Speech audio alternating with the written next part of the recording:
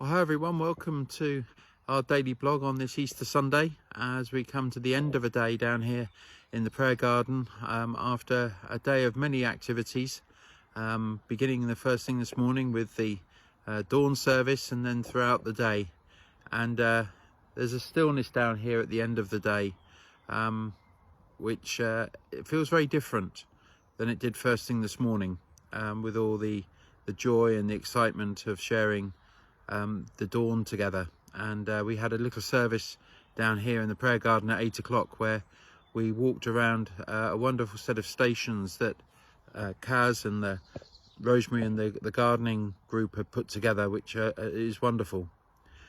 And I reflect on today. It's been a truly wonderful day. Not just the number of people who've turned out in both churches, and indeed all three churches, and people who've joined us online to share this wonderful Easter celebration, but the sense of joy and the sense of wanting to be part of this journey has been very, very inspiring, actually, both from people who've been part of churches for years and also those who are just stepping out in their journey of faith. You can't make that happen. It just is, if people want it to be, then they embrace it and they go with it, and that seems to be my reflection at the end of this day. And I hope you've enjoyed walking with Walter Brueggemann in this journey of Lent together, because today's the final day of his work and tomorrow we start a new chapter. The reading he's chosen for this final day on Easter Day is Authorised for Risk. He picks up the story of John's Gospel after the Easter morning reading, and he says, "When it was evening on that first day, the first day of the week, and the doors of the house where the disciples had met were locked for fear of the Jews, Jesus came and stood among them and said, 'Peace be with you.'"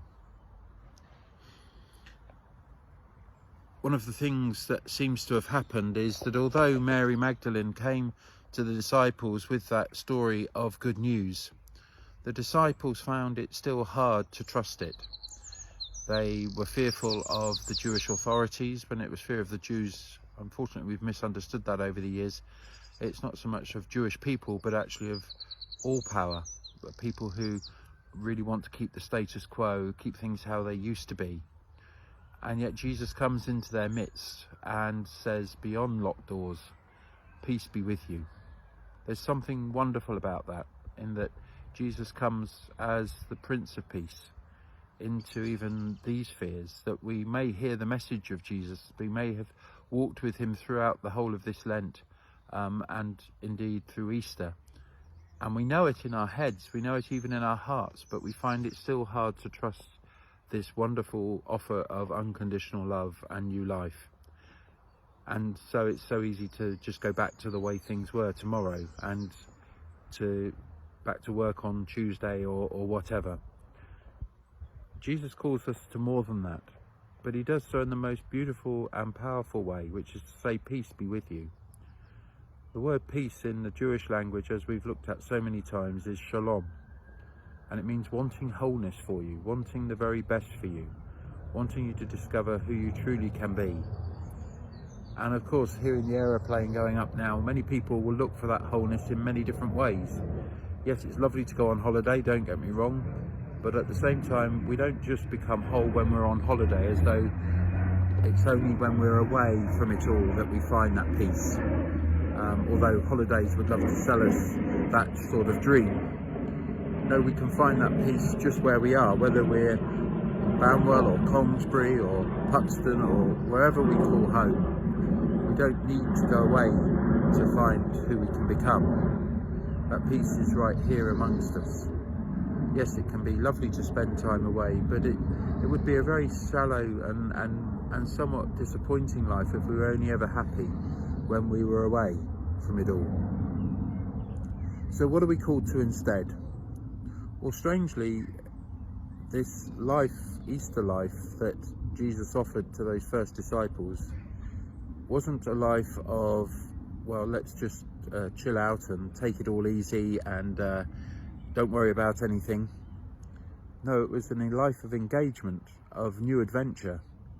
And that new adventure, though, was into life, not into keeping things the way they always have been. And this is the challenge, isn't it? It's the challenge of this Christian life, that we not only experience Easter Day, but we see it as but the springboard to the next chapter, the next exciting adventure, which is the journey of the Holy Spirit and of the resurrection life of Jesus in each of us. And we look forward to that over the coming days. What does that look like? Well, I'm going to just take you for a little wander around this garden for a moment, because over here people have tied ribbons on trees as symbols of wanting to walk with Jesus, discover who he is in their lives. Loads of ribbons.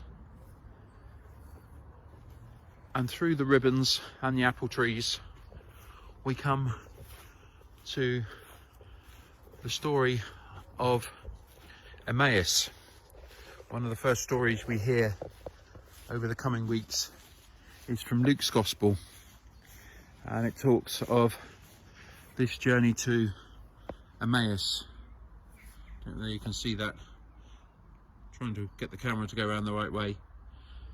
Might be actually around the wrong way, but never mind, it can be the right way in our minds. A journey to Emmaus, from self to light and to communion. There's the candle at the end there, and the communion where Jesus breaks bread with his disciples, who didn't recognize him at first, but actually came to recognize him in the breaking of bread. And then we come on to more stories. Someone said this morning at the dawn service, this must be one of your favourite stories, Matthew, because you refer to it a lot.